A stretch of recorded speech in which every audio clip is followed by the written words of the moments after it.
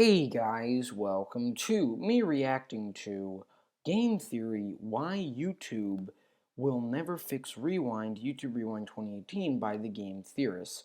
Now, honestly, my opinions on this year's Rewind is, it's not bad. I do agree it's lazy, but it's definitely way better than last year's.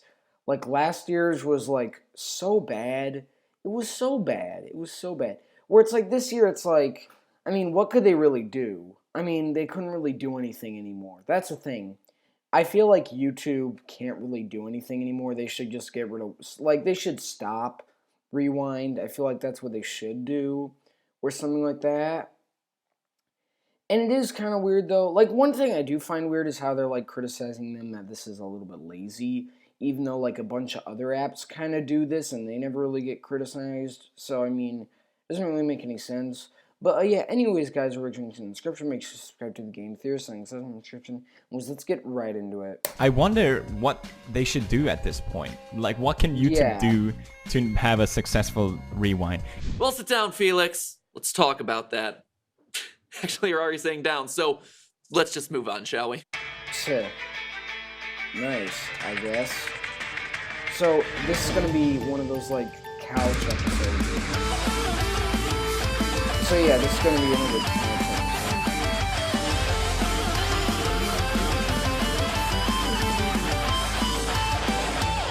Hello, Internet! Welcome to Game Theory, where we always talk about everything 2 weeks after it's relevant because the show is so darn hard to produce. Seriously, no matter how many New Year's resolutions I make, in the last 8 years of doing this show, I've never been able to get, like, more than a week ahead. So today, I really want to talk about the YouTube Rewind. The last time that I talked about Rewind was back in 2015. Way back then, in that theory, I predicted that 2015's YouTube Rewind would be the final good one. And okay, I wasn't wrong. That far off. I missed it by like a year, right? Yeah. At this point, we all know the story. 2016's was good, not great. 2017 started the massive decline, and then 2018... Oh, yeah, no way. Well, let's just cut to footage of 2018's, shall we? Yep. Oh, that's hot. That was like Hot the only indeed, good part. YouTube and TikTok sensation Will Smith. It was a literal garbage fire. And so this year, they just kind of gave up, threw up their hands and said, you know what, we don't know what you like. So here's a bunch of videos that objectively got a lot of likes instead. Minus, of course, the ones that didn't fit into the arbitrary rules that we listed out on our website. Oh, yeah. At this point, Rewind appears to have an unfixable problem. PewDiePie himself was called in to review this year's Rewind, and even he couldn't fix the darn thing. I actually got to see it, and I got to give feedback on it, and they took some of my feedback, but it still bombed. Sick. Chosen one. Honestly, there probably wasn't a whole lot that he was in a position to do, but still, the point is there. Overall, the reaction to the Watch Mojo list that was YouTube Rewind 2019 was, well, best described as not as negative as 2018, but outside of that, the creator community didn't have a whole lot to say about it. And I mean that literally. When reacting to it, that was just everyone's general response. Oh, that's it? That's it? Oh, that's how they ended.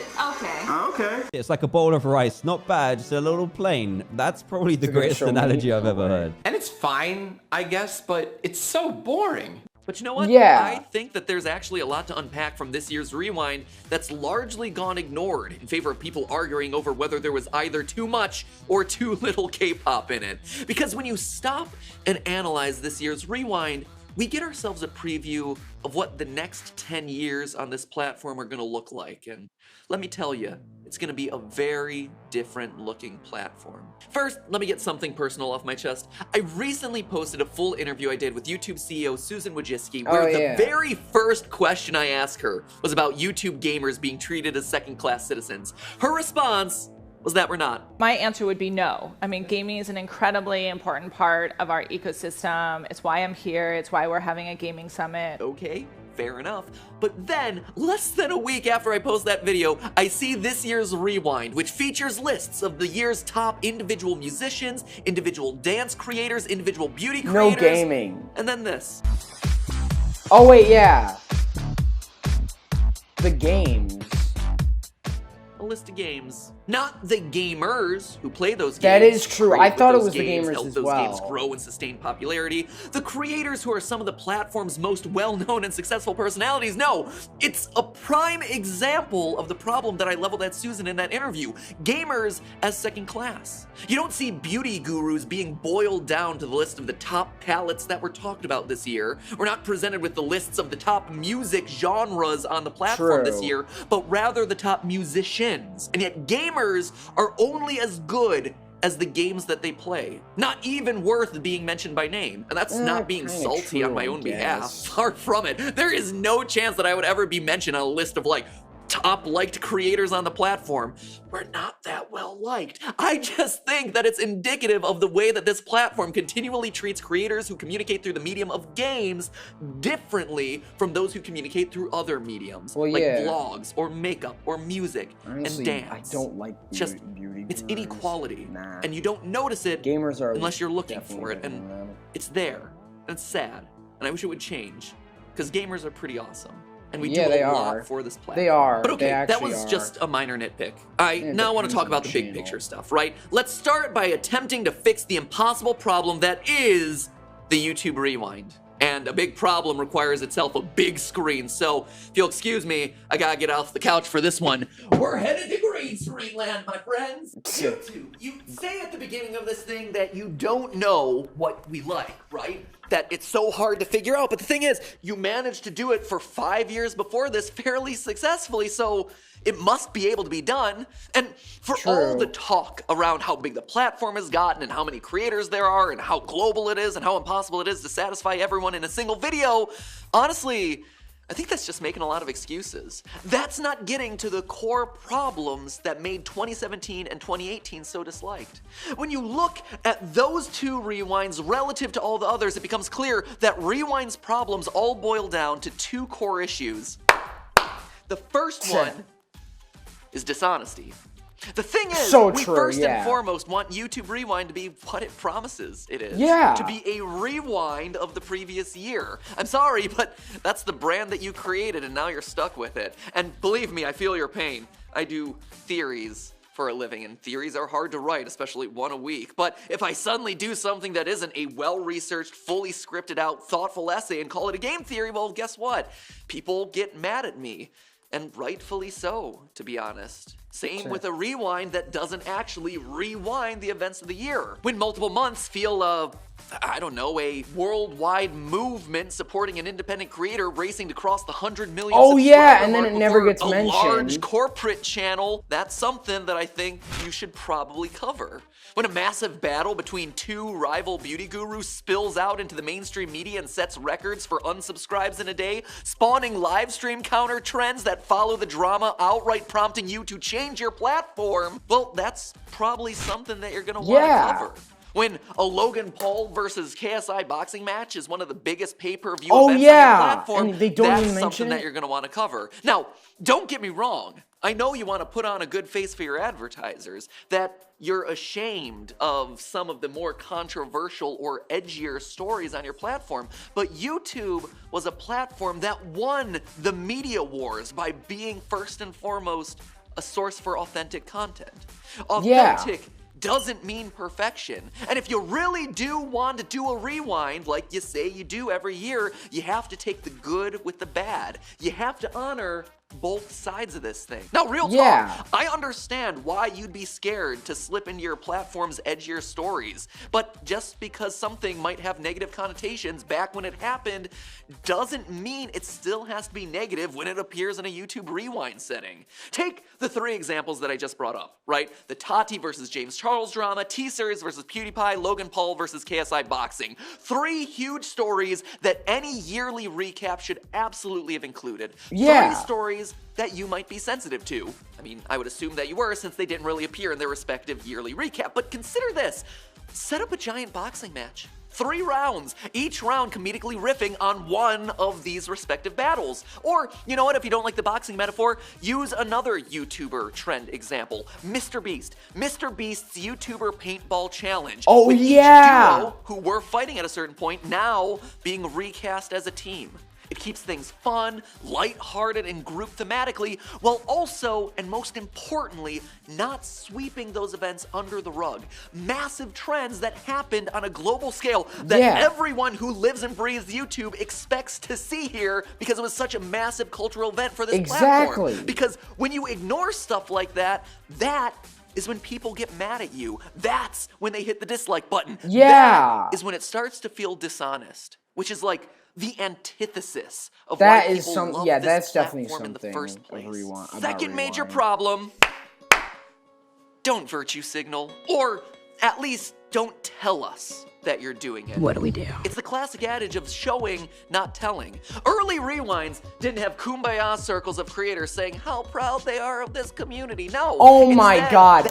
See, yeah, I agree. I agree about that. See, it's really stupid. Yeah, it was really stupid. Because, like, yeah, they really did linger on this campfire setting. And they should have, like, just got rid of that. They should have.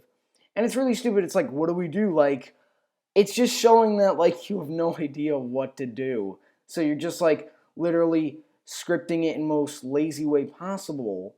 Yeah, like, I mean, honestly, I feel like the YouTube Rewind this year was lazy, but in sort of a good way, because it wasn't, like, anything bad. It wasn't that bad. But then it's, like, last year's, it was, like, lazy in a way where it was really annoying, because it's, like, you know, it, like, you did all this dumb stuff. It was really stupid.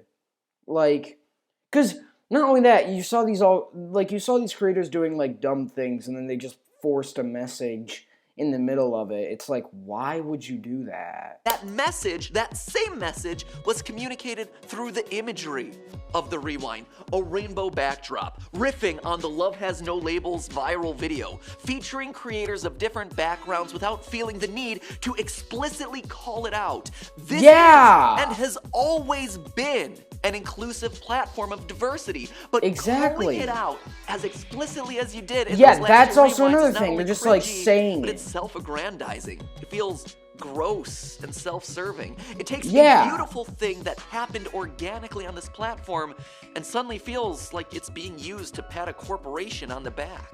So again, you say that you don't know what we like. Well, clearly audiences of YouTube like a pretty diverse selection of things, but I can tell you two things that we seem to universally not like: dishonesty and preachiness. But you know what? This whole conversation's pointless. You know it, I know it, and it's time everyone at home watching knows it, because I've read between the lines of your 2019 Rewind. I see where your head's at, YouTube. I get that none of this matters, and that the Rewind is now and forever gone, and it ain't coming back, and you ain't interested in fixing it, so all these conversations are just moot points. But in order to fully have that conversation, we need to sit back down on the couch. Another transition! You see, 2018 was the last year that YouTube attempted to put together a rewind that actually felt like a human made it rather than YouTube's own AI systems. Like, for all we know, an AI could have actually edited this thing together, because goodness knows a human cannot watch this. There's so many awkward jump cuts. Like, why would you put a cut there? You put the cuts on the beats and the music, guys. 2019's Rewind had more glitch effects than a Five Nights at Freddy's theory. But aesthetics of the whole thing aside, what I actually mean by that is that this year, YouTube gave up pretending to be something that it's not. A person. A person has a perspective. A person makes judgment calls about what's relevant, what's cool, and what isn't. This year, YouTube started doing what it does best: being a machine that can read numbers. You didn't like what you got last year? Fair enough. We'll stop deciding what we think you'll like and let the numbers choose for us. Beep boop boop beep boop. Just like our algorithms. That is true. Over and over throughout 2019, YouTube has had to assert that it is nothing except a platform. A flat surface where people build things. The platform excuses YouTube dying. is no longer a part of the YouTube community. It used to be. That was the heyday of the YouTube Rewind. But it's not anymore. It's not a person. It's a platform.